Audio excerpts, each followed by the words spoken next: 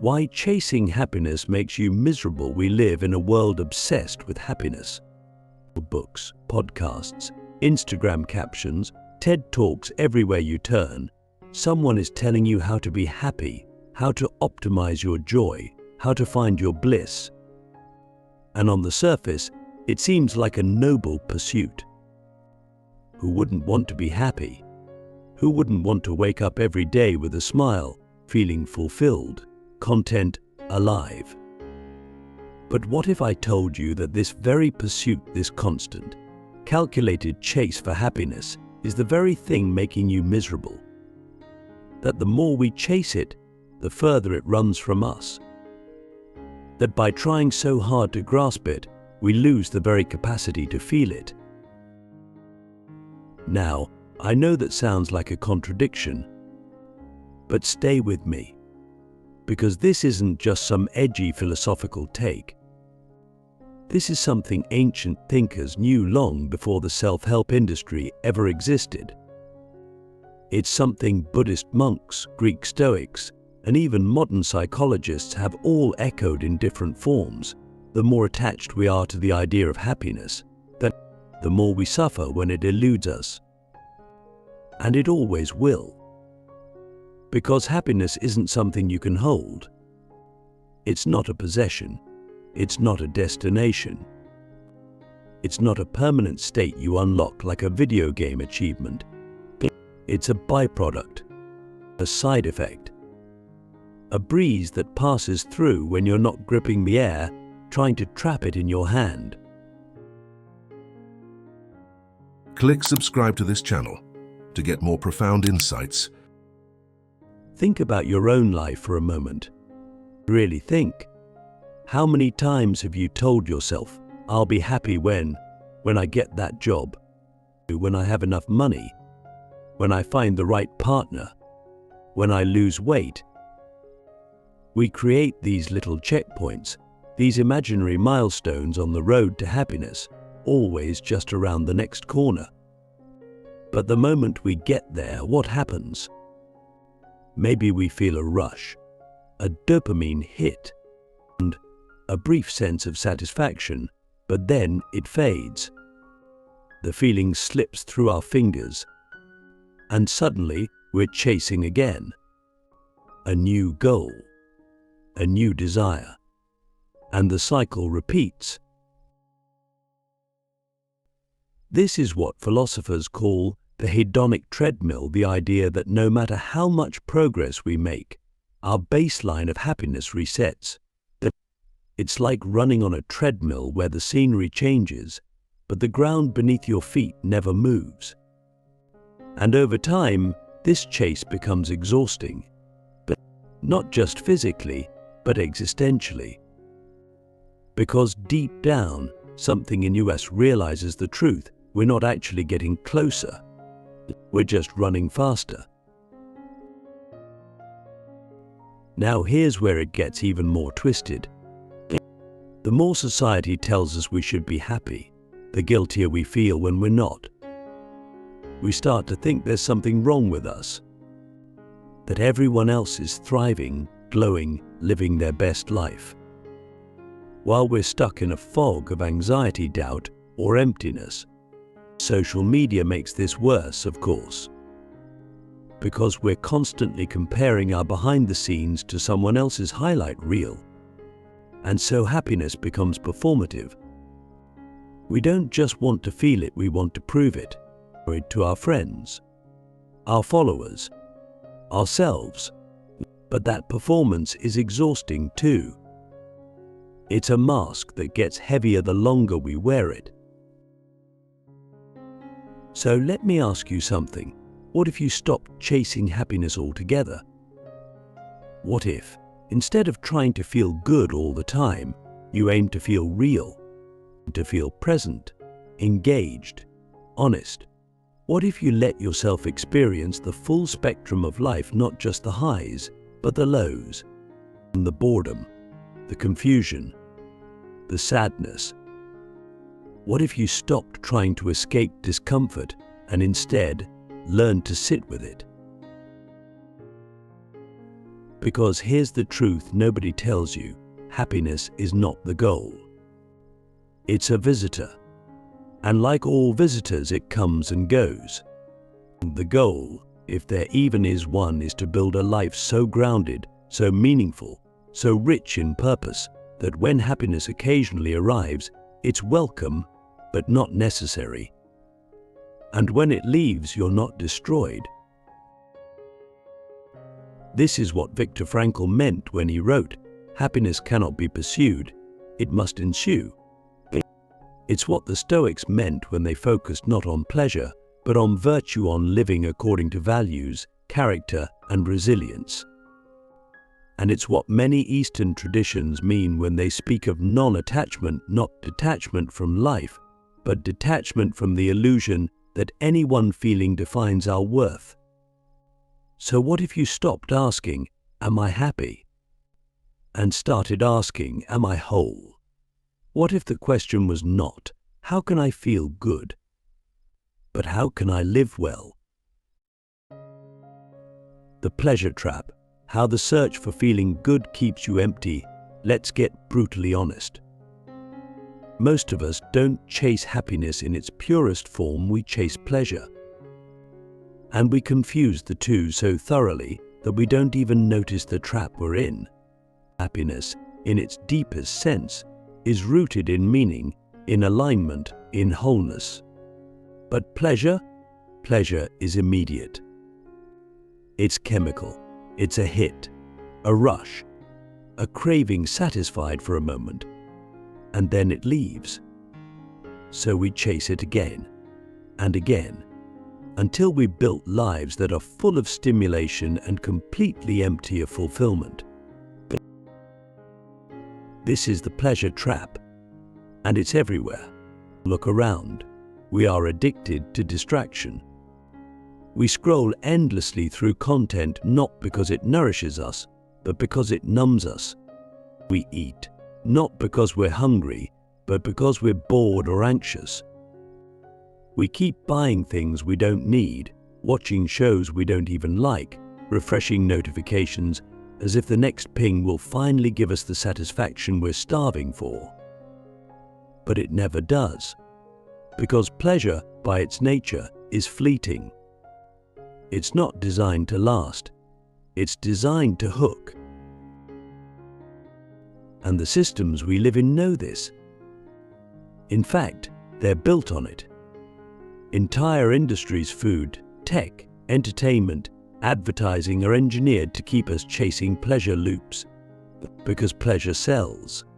It's repeatable. It creates dependency. But here's the dark twist. The more we indulge in surface-level pleasure, the less capacity we have for deep joy. The same way overeating can dull your taste buds, overstimulation deadens your ability to feel wonder, awe, stillness. And then, even when things should feel meaningful, like a deep conversation, a quiet walk, a moment of peace, they don't hit anymore. You've been rewired. You're no longer tuned to depth. You're tuned to dopamine. This is why chasing happiness through pleasure always backfires. Because the more you crave it, the more you need to escape from the parts of life that aren't pleasurable. And that's most of life. Think about it. Real growth? It's uncomfortable. Real love? It's messy. Real purpose? It's filled with setbacks, boredom, repetition. But if your entire life strategy is avoid discomfort, how will you ever build anything real? If every time things get hard, you reach for the nearest hit of pleasure, how will you ever develop the strength to endure, to evolve, to transcend? Let me give you a metaphor. Imagine your life is a fire. A strong, steady flame that warms and lights your path. But instead of feeding it with wood, patience, discipline, purpose, you keep throwing in paper, instant gratification, quick fixes, fast pleasures. The fire flares up, sure, but then it dies down, and fast. You panic, you throw in more paper, another hit, or another scroll, another snack, another swipe. And suddenly you have a life filled with sparks, but no warmth, a fire that looks alive, but never sustains. Now let's go even deeper. Ask yourself, what am I avoiding? Because pleasure chasing is often a mask, but a cover-up for something we don't want to feel. Maybe it's loneliness. Maybe it's emptiness. Maybe it's the terrifying question, what if my life has no meaning? So instead of confronting that silence, we fill it with noise, with sugar, with likes, with meaningless busyness. But silence is where the real answers live. Silence is where the soul speaks. And if you never sit in that silence, if you're always running from it, you'll never hear what it's trying to say. Some of the most profound thinkers in history, Marcus Aurelius, Epictetus, Siddhartha, even modern thinkers like Carl Jung understood this. They understood that pleasure is not the enemy, but it is a poor master. That life is not about eliminating joy, but about discerning joy from distraction. And that any philosophy that doesn't teach you how to suffer well is a philosophy that will fail you the moment life gets real.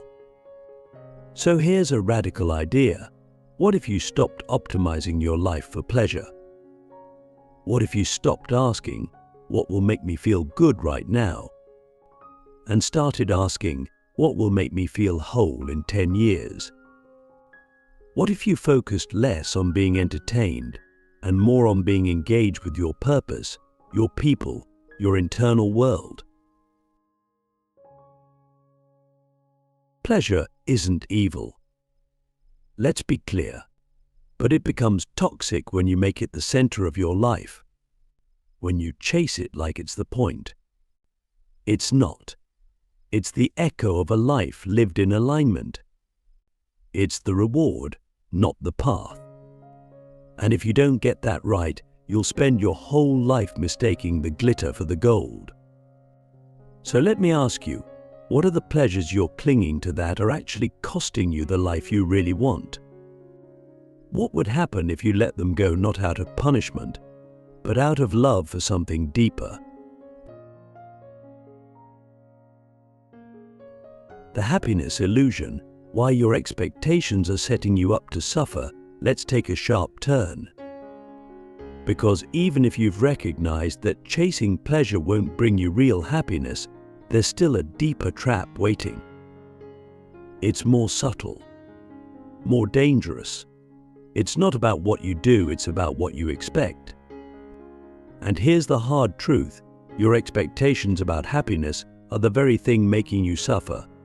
It's not your life, not your circumstances, not even your pain. It's the idea you hold in your mind about how things should be that's quietly killing your peace.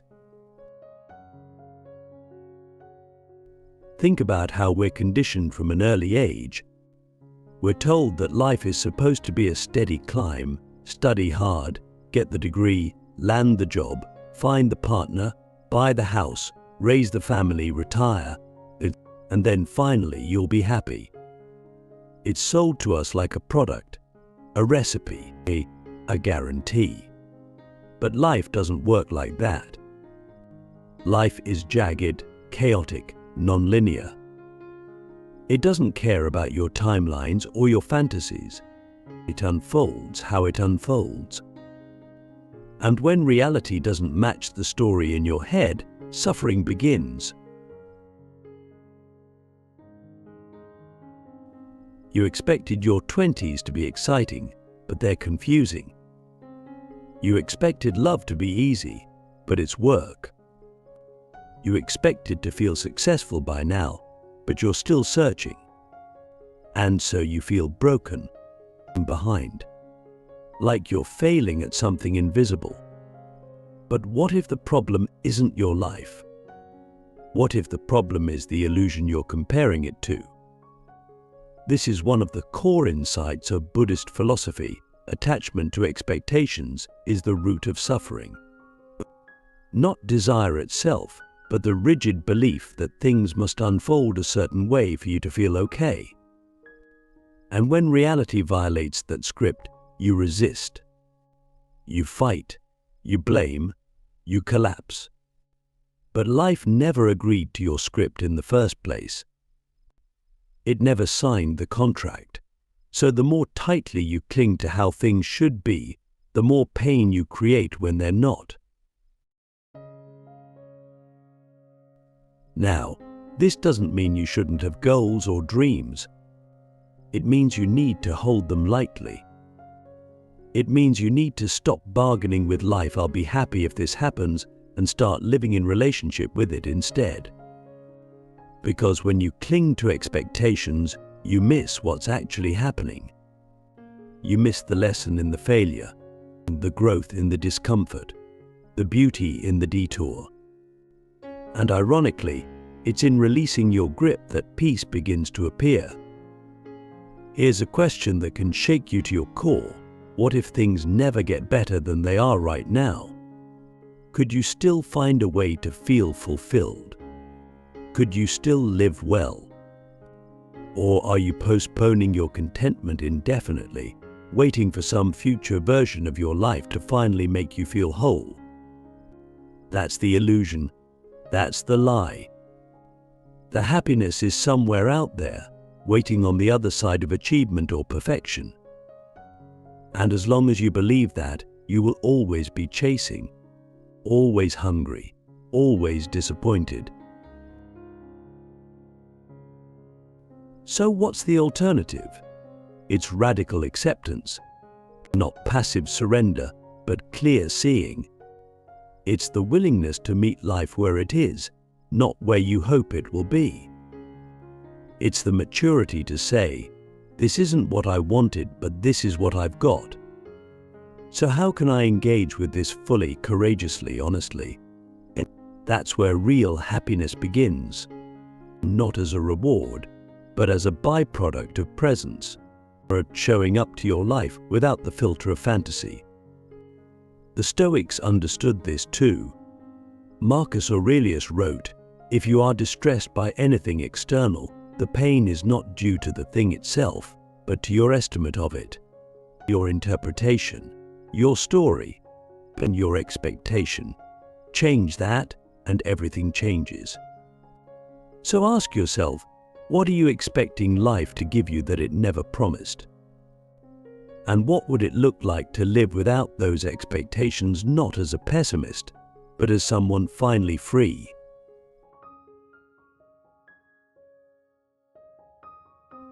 The paradox of meaning, why purpose feels better than happiness. If you've stayed with me this far, then you're already beginning to sense the deeper truth that happiness, as we're taught to chase it, is a fragile illusion. It slips through our fingers precisely because we try too hard to hold it. But there's something else, something deeper than happiness, something more stable, more enduring. It doesn't always feel good in the moment, but it roots you in something unshakable. And that thing is meaning. And here's the paradox: when you stop chasing happiness and start living with purpose, you often end up feeling something better than happiness. You feel fulfilled. Let's get one thing clear: meaning isn't always pleasurable. In fact, it often comes with discomfort, sacrifice, responsibility, even pain. Raising a child is meaningful. Building something that matters is meaningful. Standing up for what you believe in is meaningful. But none of those things are easy. They're not always joyful. They don't guarantee a constant emotional high. And yet, when you look back at your life, it's those exact moments, the hard ones, the ones you had to fight through, that stand out as the most important. Why? Because they made you more. They stretched you beyond your ego, beyond the shallow pursuit of pleasure, into something timeless, something real. This is where we get it all backward. We think the goal of life is to feel good. But what if the real goal is to become good, to grow, to serve, to contribute, to connect? What if the deepest form of satisfaction comes not from what you feel, but from what you build with your life? That's what meaning is. It's the invisible structure that holds you together when happiness fails. It's the story you can tell yourself at the end of the day that says, "This mattered. I mattered. I lived for something." And here's the wild part. When you stop making happiness the goal and start living with meaning, happiness often sneaks in through the back door. Not the fleeting kind, the deep kind, but the kind that comes from knowing you're aligned, that your actions match your values, that your time is being spent in service of something larger than just your own comfort. That kind of happiness can't be bought, hacked, or pursued directly. It ensues, like Viktor Frankl said, it arises naturally when your life has direction. But finding meaning isn't a formula. It's a practice. It starts with asking hard questions. What truly matters to me? What am I willing to suffer for? What would I do even if it brought me no fame, no money, no applause? Most people never ask these questions. They're too busy chasing the next dopamine hit, the next validation, the next escape from discomfort. But if you're brave enough to ask and brave enough to answer, you can begin to shift your entire life's foundation, from pleasure to purpose, from feeling good to doing good. And no, you don't need to save the world to live a meaningful life. Meaning can be found in small things, in showing up fully to your relationships, in doing work that aligns with your values, in creating art, raising a family, mentoring someone, standing for truth in a world obsessed with comfort. It's not about grandeur, it's about integrity, about knowing that your life is yours and you didn't waste it chasing mirages. So let me leave you with one final question, one that very few dare to truly answer. If happiness was never guaranteed, what would you live for anyway? Because in that answer lies your freedom, your strength, your soul, and maybe, just maybe, the moment you stop chasing happiness is the moment you finally become whole. If this video challenged you, share it. Not because it will make you feel good, but because it might just help someone finally feel real.